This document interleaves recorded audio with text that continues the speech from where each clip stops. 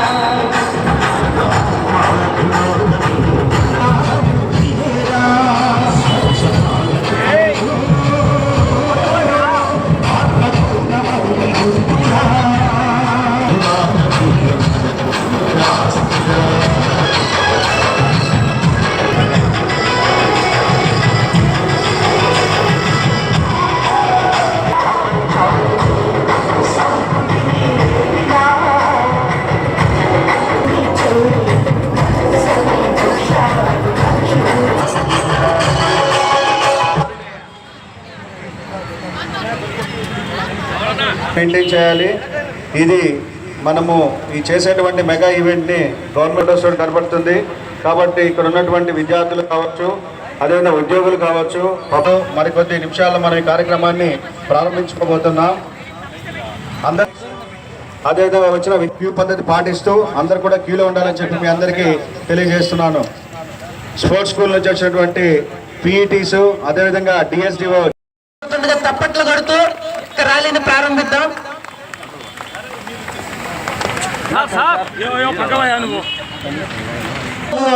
Songs పెట్టుకొని slogan ఇవ్వండి. ఈ ర్యాలీని అధికారికంగా ప్రారంభించబోతున్నాం.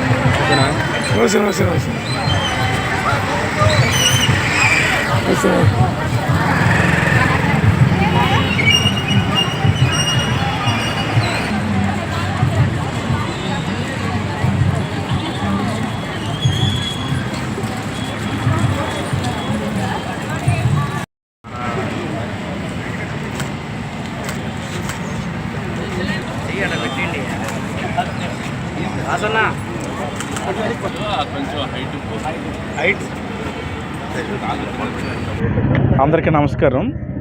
మనకి సెప్టెంబర్ 17వ తారీఖు నుంచి అక్టోబర్ 1 వరకు స్వచ్ఛతా హై సేవ కార్యక్రమం జరుపుకుంటూ అక్టోబర్ 2వ తారీఖున కంక్లూజన్గా నేషనల్ స్వచ్ఛతా దివస్ సెలబ్రేట్ చేసుకోమని చెప్పి మనకి ప్రభుత్వం ఆదేశాలు ఇచ్చింది.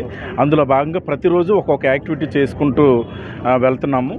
సో ఈ 17వ తారీఖు నుంచి ఈరోజు నిన్న 24, ఈరోజు 25, ఈ 9 రోజులు కూడా అనేక కార్యక్రమాలు క్యాలెండర్ ప్రకారం చేయటం జరిగింది. అందులో భాగంగా కడప హెడ్ క్వార్టర్లో మన గౌరవ ఎమ్మెల్యే గారు మాధవి గారి ఆధ్వర్యంలో, అలాగే ఇక్కడ కమిషనర్ నందన్ ఇంకా వాళ్ళ సిబ్బంది వీళ్ళందరితోటి ఒక స్వచ్ఛత ర్యాలీ అన్నది ఒక పెద్ద స్థాయిలోనూ ఈరోజు కడపలో కండక్ట్ చేయడం జరిగింది.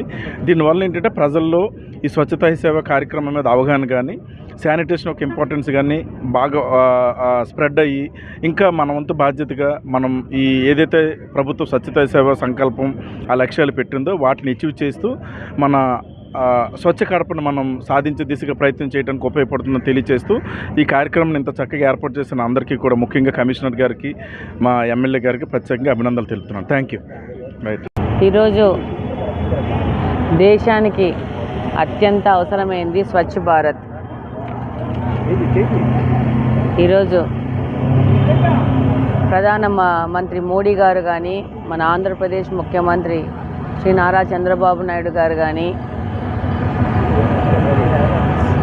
స్వచ్ఛ భారత్ స్వచ్ఛమైన భారతదేశం అనే పిలుపు మెదుకోరు మోడీ గారు. అలాగనే స్వర్ణాంధ్ర 2047 పేరుతో మన చంద్రబాబు నాయుడు గారు ముందుకొచ్చి ఒక విజనరీ ప్రోగ్రాం చేస్తున్నారు. అందులో భాగంగా ఈరోజు పెద్ద ఎత్తులో దేశంలో కానీ రాష్ట్రంలో కానీ మొక్కలు నాటడం, దాంతోపాటు ఈ ప్లాస్టిక్ని బ్యాన్ చేయాలా, ప్లాస్టిక్ని వ్యతిరేకించి మనము క్లీన్ అండ్ గ్రీన్ ఎక్కడికక్కడ సిటీలను తయారు చేసుకోవాలనే నినాదంతో ఈరోజు దేశం మొత్తం నడుస్తుంది. అందులో భాగంగానే ఈరోజు కడప నియోజకవర్గంలో ఈ యొక్క ర్యాలీ నిర్వహిస్తూ రాయచోట్ రోడ్లో పెద్ద ఎత్తున మొక్కలు నాటే కార్యక్రమాన్ని చేస్తున్నాం. మీరు అందరూ చూస్తున్నారు, దాదాపు 2 నెలల నుంచి ఈ ప్రోగ్రాం జరుగుతూ ఉంది. ఇప్పుడు ఉధృతి పెరిగింది. గత ప్రతి 2-3 రోజులకు వారంలో 1-2 సార్లు ఎక్కడో ఒక చోట్ల చెట్లు నాటే ప్రోగ్రాన్ని అధికారికంగా నిర్వహించడం జరుగుతూ ఉంది. దాంట్లో భాగస్వామ్యంగా కాలేజ్ విద్యార్థులు, స్కూల్ విద్యార్థులు ప్రతి ఒక్కరిని పార్టిసిపేట్ చేసి వాళ్ళ ద్వారా ఈ యొక్క చేంజ్ని ఇంకా స్పీడ్గా తెచ్చుకునే విధంగా మనము ఈరోజు కడపలో ముందుకెళ్తున్నాము. అందులో భాగంగానే ఈరోజు ఈ ర్యాలీ జరిగేసి చెట్లు నాటే కార్యక్రమం చేస్తున్నాము.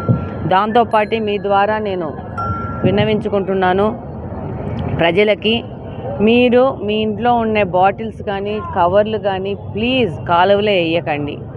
ఈరోజు చిన్నపాటి వర్షం వస్తే కూడా ఈ కాలువల్లో నుంచి నీళ్లు పోయే పరిస్థితి లేక మన మీదకే ఈ నీళ్ళు వచ్చేసి దాడి చేసే పరిస్థితిలో ఉంది. మనకే ఈ యొక్క అపరిశుభ్రత అనేది మొదలవుతూ ఉంది.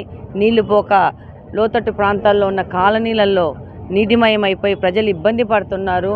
నేను ప్రతి ఒక్క రోజు రిక్వెస్ట్ చేస్తున్నాను ప్రజల్ని, ప్లీజ్ మనం చేంజ్ అవుదాం. It is now high time to మనల్ని మార్చుకొని మనం కూడా ఒక స్వచ్ఛమైన కడప వైపు తీసుకుపోవాలంటే పూర్తి మీ సహకారం లేనిది ఇది అసంభవము అనేది మీరు గుర్తించాలి ప్రతి ఒక్కరూ.